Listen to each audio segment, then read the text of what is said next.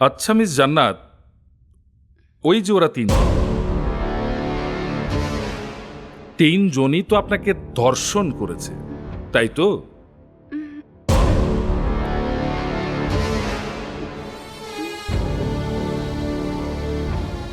কি হলো, কথা বলুন। আচ্ছা, ওই তিনজন তো একসাথে আপনাকে ধর্ষণ করেনি। প্রথম কে করেছে? উনি উনি নাকি উনি? কি হলো, জবাব দিন, কথা বলুন। আহা, কথা না বললে তো হবে না, বলুন ওদের মধ্যে কে আপনাকে প্রথম ধর্ষণ করেছে? আরে কথা বলছেন না কেন আপনি? স্পিক আপ, বলুন কে আপনাকে প্রথম ধর্ষণ করেছে?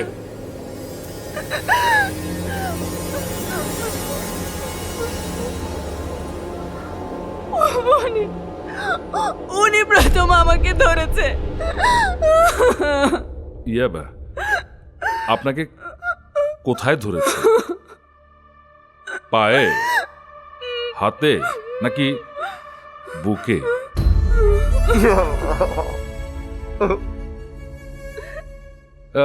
আচ্ছা ঠিক আছে, একটু মনে করে দেখুন তো, ওই ঘটনার দিন আপনার পরনে কি ছিল, শাড়ি না সালোয়ার কামিজ?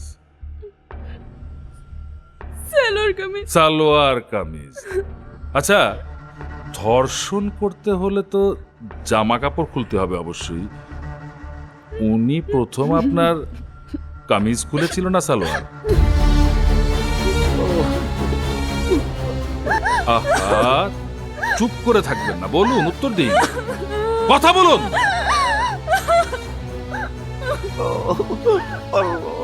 দেখুন, এখানে কান্নাকাটি করে কোনো লাভ হবে না, এটা আদালত, এখানে ইমোশনের কোনো দাম নেই। মামলা প্রমাণ করতে হলে আপনাকে সব কিছু খুলে বলতে হবে। ধরুন, একটা নারী যদি উলঙ্গ থাকে, তারপরও যদি সে সহযোগিতা না করে, তাহলে একটা পুরুষ তার ভেতর কখনোই প্রবেশ করতে পারে না। আমার মক্কেল যখন আপনার ভেতর প্রবেশ করেছে, তখন কি আপনি তাকে সহযোগিতা করেছিলেন, নাকি আত্মরক্ষার জন্য হাত পা ছোড়াছড়ি করে বাঁচার চেষ্টা করেছেন? বলুন। আমি কিচ্ছু বলতে পারবো না। আহা, এখানে কান্নাকাটি করে কোনো লাভ নেই তো, এটা কোর্ট, এখানে আপনি বলতে।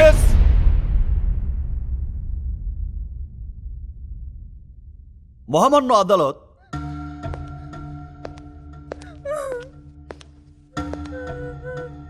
এই মেয়েটি একটা বন্ধ কক্ষে ধর্ষিত হয়েছে, আর ধর্ষণ করেছিল এই তিন নরপশু। কিন্তু আজ এই ভরা মজলিসে আদালতে দাঁড়িয়ে প্রতিটি প্রশ্নে সে ধর্ষিত হচ্ছে। কিন্তু বিচারের স্বার্থে সমস্ত কিছুর চুল চেরা বিশ্লেষণ প্রয়োজন।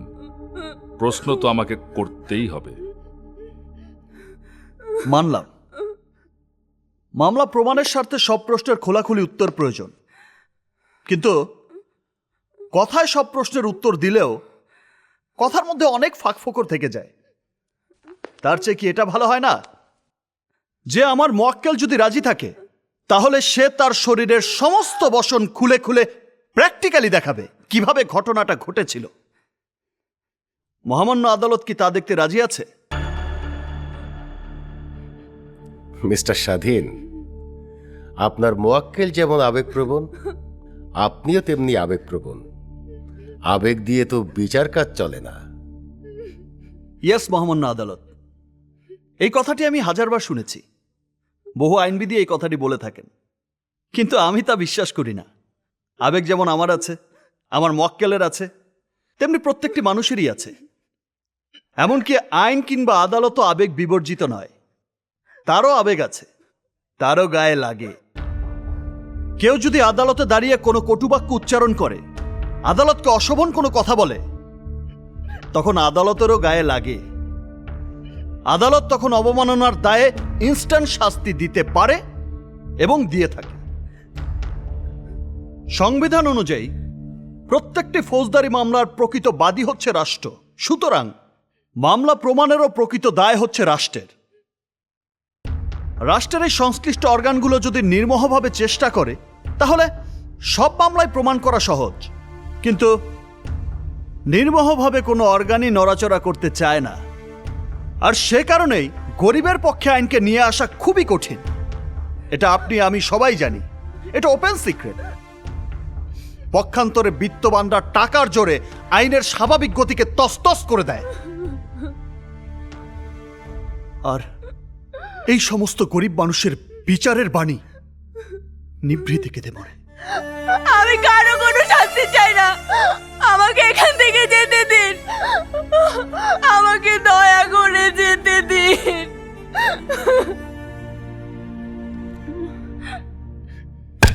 Order, order, silence.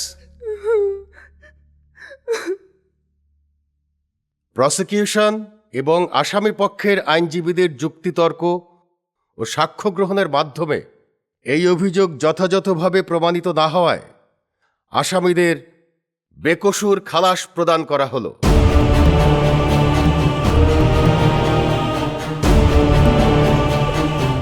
Thanks your honour.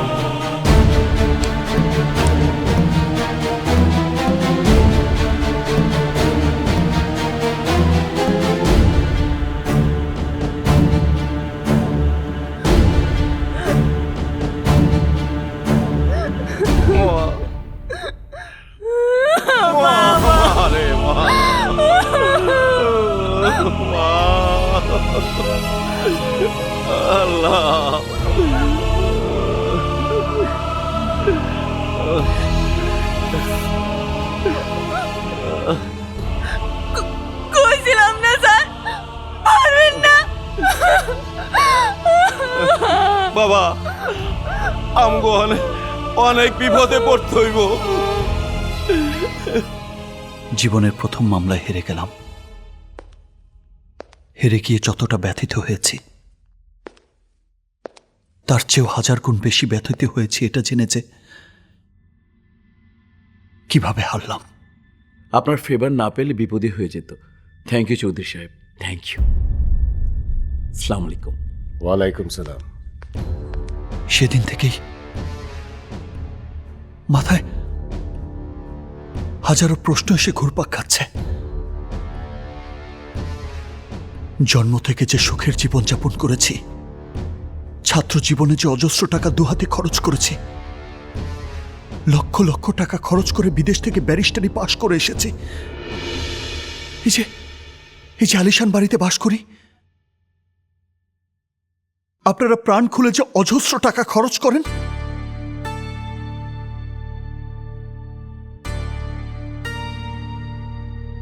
এসব কোন টাকা?